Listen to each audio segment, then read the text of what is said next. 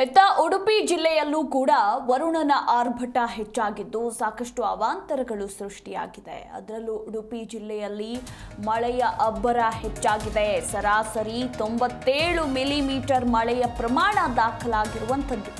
ಇನ್ನು ಕಾಪುವಿನಲ್ಲಿ 182 ಮಿಲಿಮೀಟರ್ ಮಳೆಯಾಗಿದ್ರೆ ಇತ್ತ ಉಡುಪಿಯಲ್ಲಿ 138 ಮಿಲಿಮೀಟರ್ ಮಳೆಯಾಗಿದೆ. ಹಾಗೆ ಕಾರ್ಕಳದಲ್ಲಿ 79, ಬ್ರಹ್ಮಾವರ ಭಾಗದಲ್ಲಿ 108 ಮಿಲಿಮೀಟರ್, ಇತ್ತ ಕುಂದಾಪುರದಲ್ಲಿ 92 ಮಿಲಿಮೀಟರ್ ಮಳೆಯ ಅಬ್ಬರ ಆಗಿರುವಂಥದ್ದು.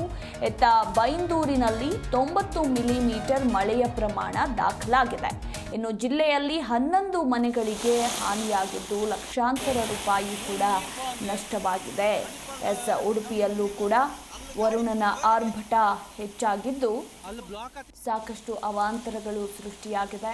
ಹಾಗೆ ಮಳೆಯ ಪ್ರಮಾಣ ಕೂಡ ಅತಿ ಹೆಚ್ಚಾಗ್ತಾ ಇದ್ದು ಸಾಕಷ್ಟು ಅವಾಂತರಗಳಿಂದ ಜನರು ತತ್ತರಿಸಿ ಹೋಗಿದ್ದಾರೆ.